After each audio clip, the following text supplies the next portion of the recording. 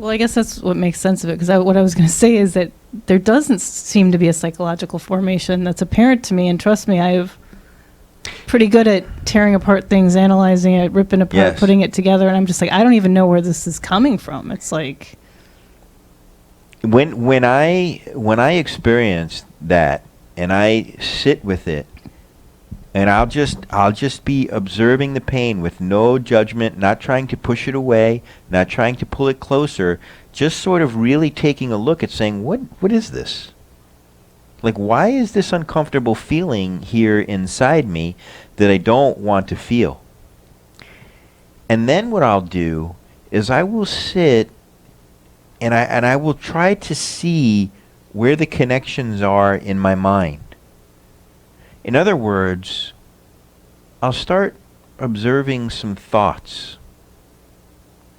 And then I'll hit a thought about something and I feel that energy move. I go, aha. And then I start thinking thoughts sort of around and related to that thought. And I feel it move and feel it move. And then sometimes I hit the root thought and I feel this weird connection go on and it just breaks up. but that's confusing to me, because I thought you were saying to sit with it and not to think about it. I wasn't thinking about it. I was just sort of poking around, watching. Let me explain more clearly. Let me be more clear. When I'm doing that, I am residing as the self, the awareness that is aware of this psychological formation. So I am just in observance of the psychological formation. I'm not really thinking about it. I'm observing what thoughts are there and trying to be really conscious and observant to the thoughts that are there. But I'm not thinking about it. I'm noticing the thoughts that are already there. How do I know they're already there? Because I can feel the pain. Does that make sense? Yeah. This is where it's difficult. For students, I understand this, and I will work as hard as I possibly can with you to try and help you experience that which is beyond the mind. Because the problem is that you are thinking about it, and that is just a dog chasing its tail. That is psychological formations trying to be in agreement with other psychological formations. It is not the pure observer. So I'm poking around, I'm looking at thoughts related to thoughts.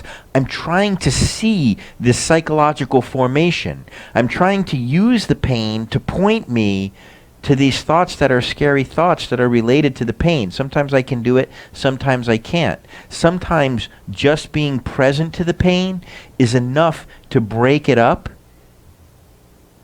to bring me into presence and break it up, without me ever knowing what the thoughts were.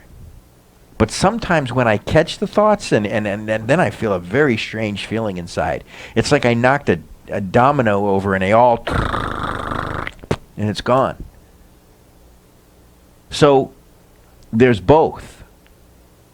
I encourage you to continue to do that. And this is not to sit there and suffer. You know what I mean? I'm not telling you to sit there and suffer, okay? I'm telling you to sit there and just observe and just be with what's so. Be in full acceptance of your inner state and just watch it, just look at it. Just become very aware of it. And realize that you are the one watching. Notice too that the more present you become, that pain starts to wane, it starts to break up. Why? Because the thoughts that are associated with it, what are those thoughts about? In general terms. Say it, you know. What are those thoughts about? The past or the... Yeah, right. The past or the future. So when you come fully into the present moment and you're totally present, if you're really present, does past and future exist? No. And that's why when you bring your attention to it, when you bring your the consciousness to it, when you're sitting there aware, because when we're feeling this pain, when we're feeling this discomfort, we run from it. And we run to the past, or we run to the future. Oh my God, what happened? Why is this here? I need to fix this, Or, oh my God, is my whole life going to be like this and I don't want to feel this way? So coming into presence is enough to transform that pain.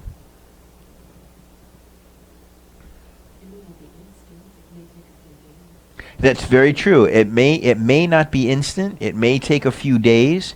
It may take longer. But even while you're at work, even while you're doing, you can still be present to your inner state.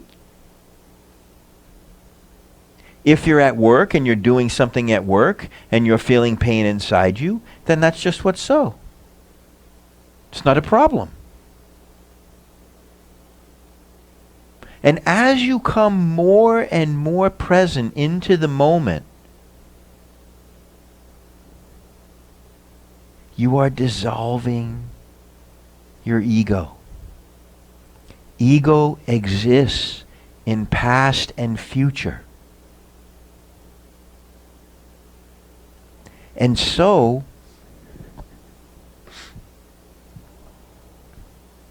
you will notice that when you become present, that you access, not even access, it's not like that.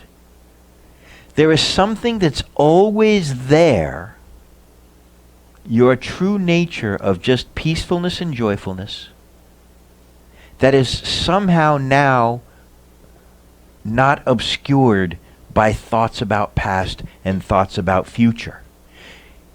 You are like the sun. The mind is like the clouds. The sun is always the sun, radiating love in all directions, indiscriminately, not saying, oh, you get some light but you don't, and you get some but you don't. None of that. It's just, it's like the sun. But then the mind come, and thoughts about past come, and the clouds come, right? And the sun can't shine through the clouds. But is the sun still there? Absolutely.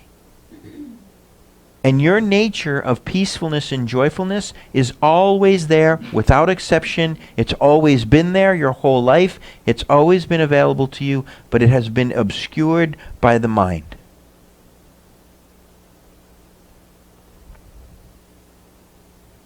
If you have no interest in thoughts about past and thoughts about future,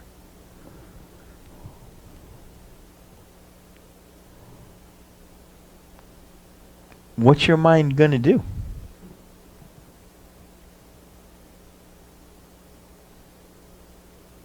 Do you know what I mean? That's where your mind always is. If you're just here in this moment with me, what's there to think about?